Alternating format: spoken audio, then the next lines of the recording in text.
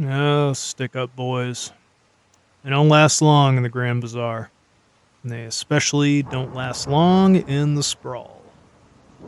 Yeah, most, they get away with their first couple of hits, maybe a third or fourth if they really know what they're doing, but after that, most either end up flatlined or find themselves in a new district doing something worth a damn. Talon and Cash. Those two, they'd grown up together in the crowded mass of prefab shacks and towers that made up the sprawl neighborhood of Vargos.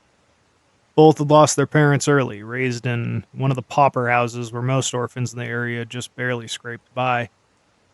But they stuck together as they came up, and when they aged out at 14, the boys even found a hovel for rent in the Steamworks building on the district's south end. They'd been lucky. And they tried their hands at most of the common gigs in the sprawl: scrap collection, vitamin sales for Kwangji Blackfoot, smelting in the Iron Reach, even data smuggling for Southside gangs like the Rust Boys and the CCC, but none of the jobs took. Then one day while dumpster diving, they stumbled upon a couple of sidearms. Pieces, they were junk guns, probably made in a garage workshop, but it looked real enough. And after that, their next move, it felt clear as day. Rob some spots until they had enough cash to leave the sprawl behind, to get somewhere where their ID tags wouldn't be an anchor around their neck. The first spot they hit was their hovel, just a local tasty noodle stand they stopped by every so often. They threw tied shirts over their mouths, donned sunglasses, and rushed the stand manager as he was closing down one night. In the street, it was packed with onlookers, but no one interfered as quick hits in little shops, they're just part of life, especially in Vargos and especially in the sprawl. The manager cashed out, handed over the money without hesitation, kept his hands raised until the boys ran. They barely needed to threaten him, felt too easy. And that success from that one hit gave him the confidence to hit a local gambling tent towards the end of the stall street. That one, it was easy too. I mean, these gamblers were factory workers from the Iron Reach, so they didn't have enough to die for. The boys returned home that night a little richer and a lot more sure of themselves. And over smiles and half-shed tears and warm beer, they swore they'd only need one more hit like that one before they could get an apartment in Neon Heights. The parties never ended. So the next day, guns and shirts, masks in hand, they set out to find another mark. And after hours of trolling the streets, they actually ended up back in their old neighborhood near the pauper house they had grown up in. It's right there that Talon remembered. There was a VR den that operated out of the shack below the main drag, a place that honestly never seemed short on customers. Honestly, VR dens, they really are. But that kind of traffic meant good money. A successful job there could be enough to get them out for good. So they climbed down the side street stairs to the gutter district, narrow alleys pressing in around them. And the VR den was still standing, its neon sign flickering a cartoon cowboy in VR goggles. Cash felt almost a pang of nostalgia seeing it again. This was going to be the last hit they needed. One last job, and they were out. So masks up, they burst through the doors. Talon leveled his gun at the clerk, while Cash ripped the goggles off of users' faces spread across the dirty couches. And those frightened patrons, they scrambled up the walls at Cash's barked orders. Talon loomed over the clerk, his voice low but still sharp. All external drives, all the cash, now. The clerk was frozen, arms trembling above his head, whimpers spilling from his lips. I don't. Click of Talon loading around into the chamber silenced me. Don't fuck with me. Fill the bag, he growled, tossing an empty backpack onto the counter. Now. Clerk took the bag in one hand, with his other hand still raised, and quickly as he could, he fumbled through the register, stuffing bills inside. His shaking fingers hovered over the keyboard and tapping in until data drives finally popped free from the main computer, and he dropped those into the bag and slid it across the counter. Talon seized it, backing towards the door. Cash, let's go. We're good. His voice wavered, but excitement was barely holding back. Cash didn't move. Cash, Talon hissed, looking between his partner and the exit. Cash was still staring at the ceiling. It still wasn't moving. Talon, Cash murmured, voice hollow. There's a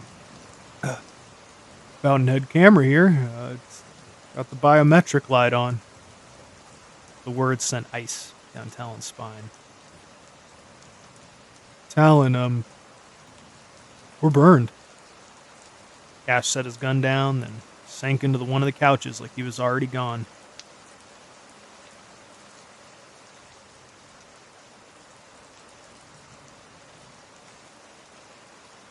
Nia slipped out of the ceiling vent. Her breath tightened her chest as she let her legs dangle over a dusty shelf. She peered down, gauging the drop, and let herself slide down. The shelf wobbled under her weight, groaning like it might collapse, but she flattened herself against it to spread her weight out. The floor stretched before her in eerie silence, an abandoned office, frozen in time, its lifeless husks still clinging to echoes of past inhabitants. Shatterdome District had long since been forsaken. Its only visitors, the scavengers and ghosts of its former self. Judging by the decay around her, Nia assumed no computer networks would still be running, but particularly no firewalls and no security measures.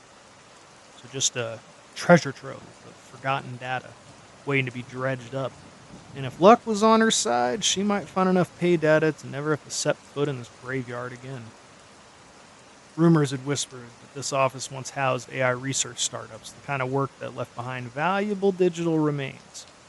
Trading data for those alone could fetch a fortune. She could pull it before something or someone caught up with her. She climbed down from the shelf and landed softly. Her cybernetic fingers flexed involuntarily, the nerves tensed as she took in her surroundings. The storage floor was unnervingly empty. The shelves had been stripped bare. Dust was mostly undisturbed. There wasn't even a discarded piece of trash. The only sign of life having even been there at one point was a dim blue glow that was pulsing from the far corner of the almost empty floor. It was a terminal, her way in. As she moved through the rows of shelves, an unease curled in her stomach. Why had looters taken everything, but left an active system behind? That kind of negligence just didn't happen. With that, the silence pressed in around her, thick and expectant. Then came the footsteps. Slow, deliberate clicking echoed from the corridor beyond. Mia went still, heart hammering against her ribs. Her hand shot to the handle of her machete, the cold metal grounding her. But as her cybernetic fingers met the hilt, a faint metallic click sent a shiver down her spine. She'd made noise, and with that, the footsteps hesitated. Then, as if sensing her, they started again, and this time they were drawing closer. She held her breath, waiting, coiled to strike. Just as suddenly as they'd come, they stopped. Long, heavy silence followed before the sound receded into nothingness. The building swallowed all trace of whoever, or whatever, had been there. Nia exhaled shakily and pressed on, her grip still tight on her weapon. She reached the terminal. The glow from its aged monitor barely illuminated the desk. A graveyard of forgotten relics, including crumpled candy wrappers, empty shell casings, and a soda can resting on the keyboard. So far, the only trash she'd seen in the building. She suppressed a shudder and moved to the back of the machine. Finally, she clicked a soft spot in her neck. With that, a wet wire slithered from the socket that had been installed at her temple. This was her connection to the digital world. She slid it into the input port, ignoring the chill crawling up her spine. And with that, her world went white. The system swallowed her senses whole, filling her vision with streams of code. Her jaw went slack as she worked through the diagnostics, registering herself as a new user under her usual cyberspace moniker of Tycho, granting herself access. Cache is loaded, spilling out years of buried data, personnel files, machine learning archives, overwhelming confirmation of everything she'd hoped for. And with that, she wasted no time and started the download. 10%, 26%, 70%, 81%, 99%. The progress bar froze. An error message appeared, the words twisting before her eyes. Voice command. That was archaic and odd. She was too deep to back out now. User identification. Tycho, she whispered, barely breathing the words out. Nothing. She tried again. Still nothing. A third time. And then something changed. The screen flickered and a grinning cartoon bear materialized. It opened its crude, pixelated mouth, and an ear-splitting digital shriek tore through her skull. Nia flinched, her hands flying to her ears, too late to suppress the noise. The voice came next, stuttering and fractured. Incorrect identification. User is Nia Barlow. Her stomach dropped. Blood pounded in her ears. She seized the cord connected to her temple and yanked at it, but it held fast. The computer itself barely budged. Her breath hitched as the bear's expression twitched, distorting. And the computerized voice shrieked again. Error. User is not permitted to access these files. Terminating process. Heat seared through the wire, pain lancing up her skull. The smell of burning metal and flesh filled the air. Panic clawed at her throat. She had to disconnect before it... The bear waved. The screen went black, and so did Nia's vision. Agony exploded in her head, her body convulsing as electricity ripped through her. Her heart clenched, her lungs seized, and the floor slammed into her. She barely felt it. Her body jerked, spasming, and then fell utterly still. And the voice whispered one last time with a computerized chirp. Processing complete. Goodbye. The computer's glow died. The room swallowed the last remnants of light, plunging everything back into the silent blackness it had known for the last 70 years.